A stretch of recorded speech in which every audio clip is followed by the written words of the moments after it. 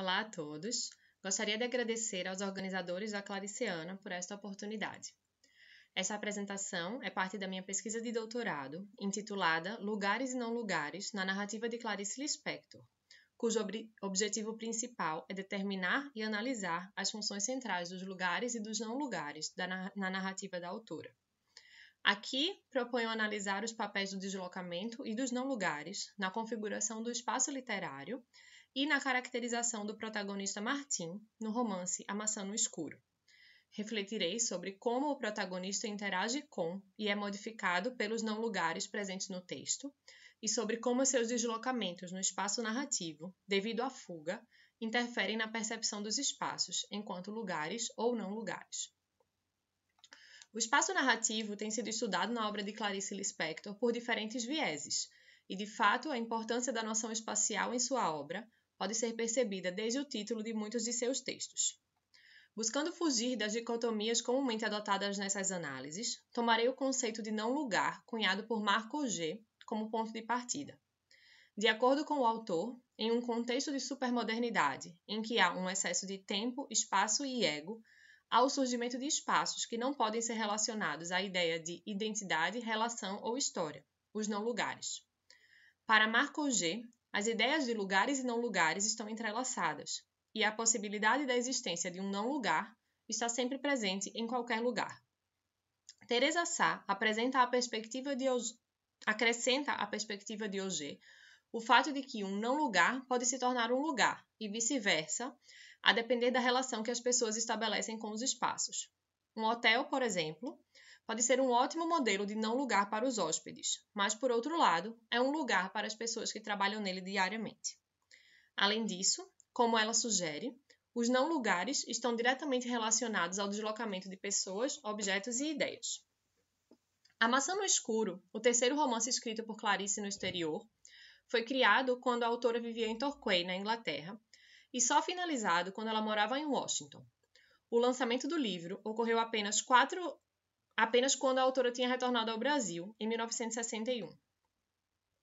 O livro inicia em um hotel de beira de estrada, um não lugar presente também em outros romances da autora.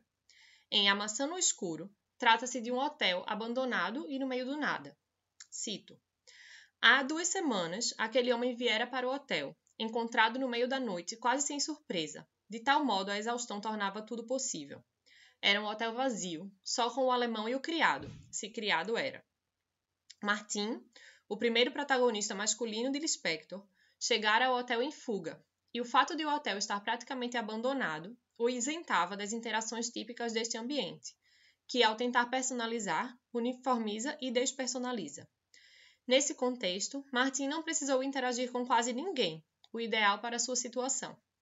Fugindo de um crime que cometera, ele encontra nesse hotel o local ideal para se esconder e pensar sobre seus próximos passos. O hotel também é, portanto, para Martim, um importante espaço de transição.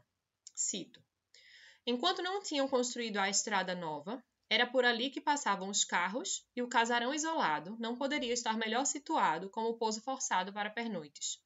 Sem emoção, aqueles quartos vazios repetiam-no e repetiam-no até se apagarem aonde o homem já não se alcançava mais.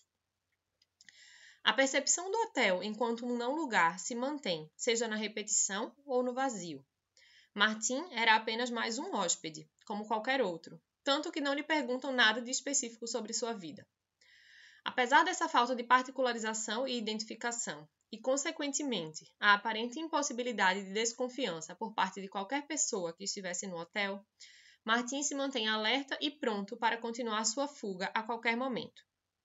A quebra do silêncio da noite ao redor do hotel, com o movimento de um carro, é suficiente para disparar o seu novo deslocamento. Foge do hotel pela janela e corre sem rumo. Cito: Era como se o tivessem depositado solto num campo. E, enfim, ele acordasse de um longo sonho, do qual haviam feito parte um hotel agora desmanchado num chão vazio, um carro apenas imaginado pelo desejo, e, sobretudo, tivessem desaparecido os motivos de um homem estar todo expectante num lugar que também este era expectativa. Martim, ao fugir do hotel, se coloca num vazio que o levará a reflexões sobre si e sobre os seus atos. Ele avança sem rumo e sem palavras, até que adormece, e, ao amanhecer, vê-se em um espaço que parece não pertencer a ninguém. Cito: na verdade, nem se poderia imaginar que aquele lugar tivesse um nome ou fosse sequer conhecido por alguém. Era apenas o grande espaço vazio e inexpressivo, onde, por conta própria, erguiam-se pedras e pedras. Martin se encontra em meio ao nada, no que seria a definição crua de espaço. Não um lugar, nem um não lugar. Um espaço sem significado, sem história, vazio como no início da criação do mundo. Ninguém até então aparentemente havia dado significado àquele espaço, nem havia uma comunidade que o embutisse de traços de identificação. Esse é o espaço ideal para que ele continue o processo de deslocamento e fuga necessários para buscar compreender o que fizera e o que buscava para si a partir de agora. Benedito Nunes enfatiza que, cito, o personagem foge duplamente das consequências do crime e do seu próprio passado. E na medida em que foge fisicamente, o crime se transforma num ato positivo de ruptura com a sociedade e a fuga, num momento de evasão interior. Martin não está buscando uma identidade ou um lar. Pelo contrário, está fugindo em busca de um recomeço a partir e apesar da identidade que possui, ou sem identidade nenhuma, se isso for possível.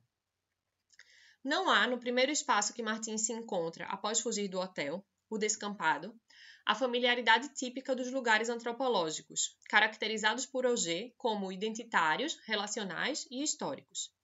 Nem há a falta de familiaridade ou a despersonalização características de um não lugar. Há apenas a liberdade. Nessa liberdade, Martin se dá conta de que tinha se esvaziado a tal ponto que perdera a capacidade de usar a linguagem dos homens. Cito: que era inteiramente vazio, para falar a verdade. Aquele homem rejeitara a linguagem dos outros e não tinha sequer começo de linguagem própria. E, no entanto, oco, mudo, rejubilava-se. A coisa estava ótima. Fim da citação. Tal esvaziamento da linguagem de Martin é como uma representação simbólica do processo de suspensão da identidade pelo qual ele passa. Após cometer o crime, Martin decide abandonar tudo para se reconstruir do início. Se o corpo é um lugar, como defende Heidi Nest, Martin aparenta ter decidido arbitrariamente fazer de seu corpo um não lugar, independente do espaço físico exterior que ocupa, ao perder ou abandonar, inclusive, a própria linguagem. Cito: antes que passasse, ele involuntariamente a reconheceu. Aquilo era um homem pensando. Então, com infinito desagrado, fisicamente atrapalhado, ele se lembrou, no corpo, de como é homem pensando. Precisava defender o que, com enorme coragem, conquistara há 2 semanas. Com enorme coragem, aquele homem deixara, enfim, de ser inteligente. Fim da citação. Conscientemente, portanto, Martin opta por abandonar a linguagem, por deixar de ser inteligente, por esquecer quem ele era, mesmo que isso não fosse totalmente real, já que aos poucos, a partir de estímulos externos, ele vai retomando a si mesmo. No entanto, essa retomada é feita a partir de outro lugar, o do não familiar, do estrangeiro, e por isso os significados que ele atinge são novos. Cito: e de tal modo, com perverso gosto, o homem se sentia agora longe da linguagem dos outros, que, por um atrevimento que lhe veio da segurança, tentou usá-la de novo. E estranhou-a, como um homem que, escovando sóbrio os dentes, não reconhece o bêbado da noite anterior. Fim da citação. Conforme afirma Alain Mocelin, nos não lugares, todos são iguais e todos são indiferentes aos outros. Martin precisa dessa não diferenciação para se salvar da culpa e de outras consequências do crime que cometera, e para começar a busca pela recuperação do seu lugar. É só nesse novo posicionamento em que se coloca o não lugar do corpo, o lugar do estrangeiro em relação ao que antes lhe era familiar, que o permite refletir, durante o chamado Sermão para as Pedras, sobre o porquê de ter realizado o crime, agora despido de reações que seriam típicas de quem se arrepende depois de fazê-lo, como o horror ou a culpa. Martin não se arrepende. Em vez disso, o que Martin sente é a espantada vitória, a compreensão de que o que fizera havia sido necessário para que pudesse continuar vivendo. Martin prossegue com sua caminhada e vai aos poucos criando uma familiaridade com o espaço em que se encontra, embora ainda esteja em um espaço vazio, e declara, cito: aqui estou, e no coração de alguma coisa. Ao se declarar estando em algum lugar, Martim provoca uma mudança no seu estado, de um lugar nenhum, um espaço sem significado, para um espaço que lhe parecia ser, de alguma forma, seu. Esse é o espaço que vai estar entre ele e a fazenda que encontra em seguida. Ao se deparar com a fazenda, que tipicamente seria um lugar familiar e particularizado para os seus habitantes, Martim, em uma posição de estrangeiro, se mantém como em um não lugar. E apesar de estar em fuga, parece estar estagnado, parado. O excesso de tempo e a aceleração do espaço, que caracterizam a supermodernidade, segundo Auger, em geral não caracterizam o ambiente rural. No entanto, a aproximação do espaço da fazenda a um não lugar se dá por meio da interação que Martim estabelece com esse espaço. A primeira impressão de Martim sobre a fazenda aprofunda a ideia de que se trata de um não lugar para ele pela falta de particularização. Cito: mas se com a aproximação a casa ganhara em nitidez, perdera a síntese anterior da distância. E de detrás da árvore, o olhar do homem não conseguiu reunir, numa única visão, a falta de lógica do que via. Um alpendre coberto de telhas, janelas que o simples cálculo não lhe ajudou a descobrir para onde podiam dar. Portas que estavam abertas para ele nada perceber, senão a sombra criada pela distância. Cercas delimitando cantos que não seriam cantos se não houvesse as cercas arbitrárias. A fazenda, um lugar pobre e pretensioso, se apresenta como um espaço ideal para quem, como Martim, estava buscando se desparticularizar, se desvencilhar de sua identidade. É com essa postura, a de alguém que se desvincula do passado, que Martim tem o seu primeiro diálogo com Vitória, a dona da fazenda. Quem lhe mandou? Perguntou Vitória. Ninguém, disse o homem, e se ainda se mantinha de pé, era sustentado pela rubra tranquilidade das papoulas. Que é que o senhor sabe fazer? Mais ou menos tudo. Martim não se identifica, não dá detalhes sobre sua procedência ou sobre si mesmo, mantendo, apesar das perguntas, o status de estranho, de forasteiro. Com essa postura, ele só é aceito por Vitória na fazenda, com a condição de dormir no depósito de lenha, lugar menos pessoal que há, um espaço que fora abandonado e que é inclusive comparado a um porão. O depósito de lenha, ou porão vegetal, parece ser o espaço ideal para Martim continuar com seu propósito de recomeçar. Não há ali nenhuma exigência de particularização ou interação com outras pessoas. O depósito, portanto, se configura também para Martim inicialmente como um não lugar. Ali ele pode se manter em seu silêncio, com sua identidade suspensa, em seu não ser. Martim, naquele momento, não precisa ser efetivamente ninguém. Ele é apenas mais um homem que se utiliza de sua força física para trabalhar, sem ao menos precisar interagir com as demais pessoas com quem convive. Em seu esforço por se isolar das pessoas que constituem esse espaço, Martim não pratica o lugar, nos termos de Auger, aproximando-o cada vez mais da definição de não lugar. Aos poucos, no entanto, essa relação com o espaço da fazenda vai mudando. Um exemplo é a relação com o curral. Inicialmente um espaço repugnante, é ali que Martim começa a se sentir pertencendo a algo, como se de repente tivesse novamente a necessidade de se conectar a algum espaço ou pessoa, mesmo que esse espaço fosse o menos passível de identificação. Cito: e embora os elos continuassem a lhe escapar, ele tinha enfim alguma coisa na mão, e seu peito se inflou de sutil vitória. Martim respirou profundamente. Pertencia agora ao curral. É no curral que Martim encontra refúgio, calma e espaço, cito, como se alguma coisa que nenhuma pessoa e nenhuma consciência lhe pudesse dar, ali no curral lhe fosse dada. E a relação dele com esse espaço vai se transformando de uma relação com um não lugar para com um lugar. Martim, portanto, renegocia os significados dos espaços com os quais interage, seja o espaço vazio antes de chegar à fazenda, seja o depósito de lenha ou o curral. O protagonista, com objetivos claros e desprovido de sentimentos como a culpa ou a ambição, utiliza-se desses espaços para conseguir o que precisa para si, independente das funções para as quais esses espaços originalmente foram criados. Por outro lado, ao mesmo tempo em que interage de diferentes maneiras com os espaços, Martim se mantém sem interagir com as pessoas do sítio, embora aos poucos vá sentindo a necessidade dessa interação. É só quando sai para andar com Vitória pela fazenda e a vê novamente de longe, do ponto de vista que teve da primeira vez que chegou ao sítio, que a percepção de Martim começa a mudar. Sim, cito: é que tudo estava provavelmente se manifestando para Martim, assim como as flores se abrem em determinado momento e nunca estamos perto para ver. Mas ele estava. Pela primeira vez, estava presente no momento em que acontece o que acontece.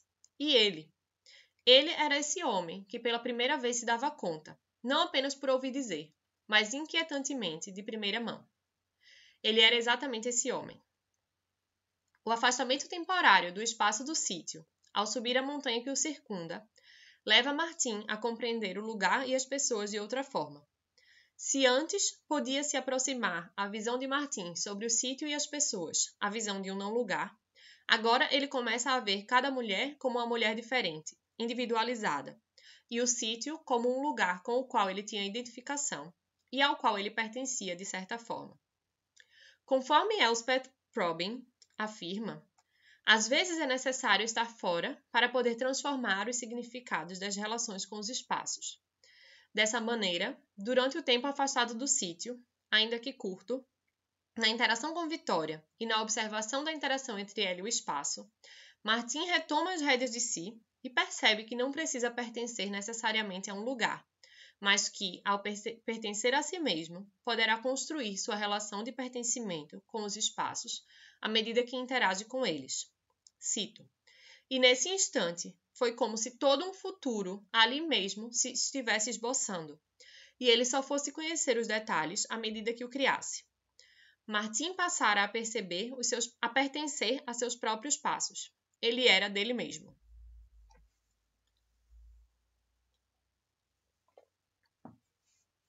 É a tomada de consciência do pertencimento a si mesmo, que vem junto à percepção do sítio como um lugar, que leva Martim a voltar a querer interagir com outras pessoas. Cito: "Estava muito contente de ser uma pessoa. Esse era um dos grandes prazeres da vida.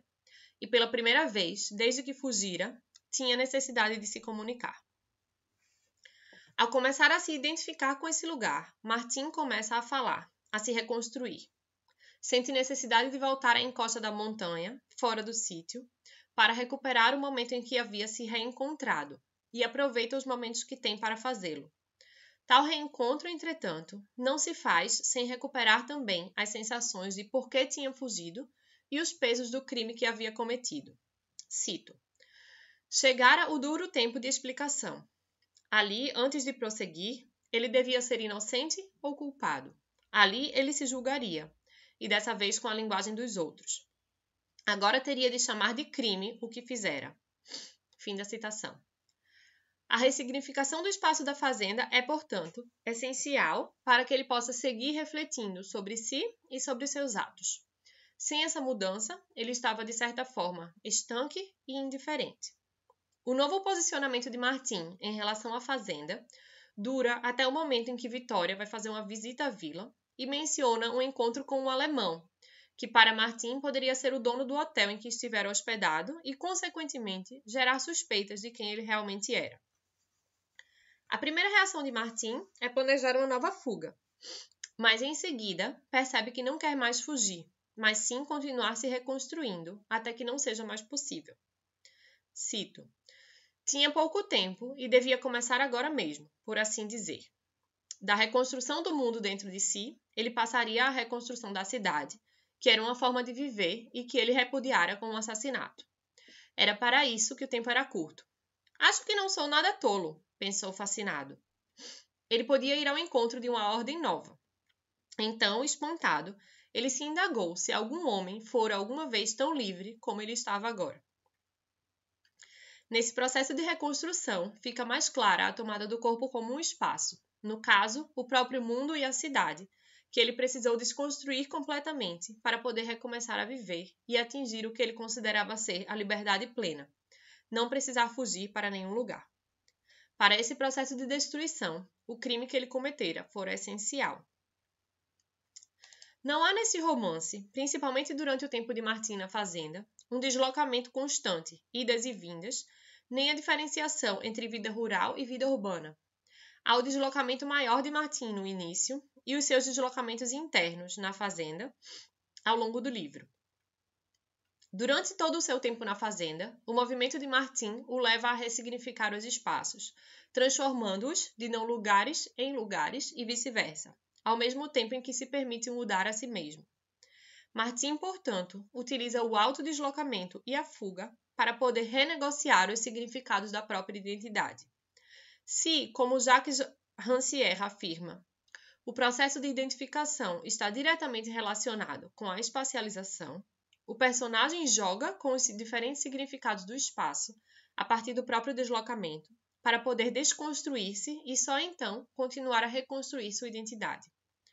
Com a chegada do personagem professor e a iminência da descoberta de qual fora o seu crime, Martin retoma os pensamentos sobre uma nova fuga, que ao mesmo tempo vai se tornando um ato sem significado para ele, como se tivesse completado um ciclo e a fuga não pudesse adicionar nada ao que buscava para si. Sem encontrar novas maneiras de continuar seu processo de aprendizados e reconstrução de identidade, que se iniciara desde o crime que cometera, tentativa de assassinato à sua mulher, até o momento em que chegam para prendê-lo, Martin sequer resiste à prisão. Para ele, esse novo espaço, mais um caracterizado pela dubiedade entre a importância e a irrelevância da identidade, apresentava novas possibilidades de continuidade. Embora o romance ocorra em uma área rural, onde tradicionalmente os não-lugares tenderiam a não aparecer, a maneira como os personagens se configuram e se relacionam com os espaços traz à tona a importância do conceito de não-lugares para a compreensão de como essas interações se concretizam.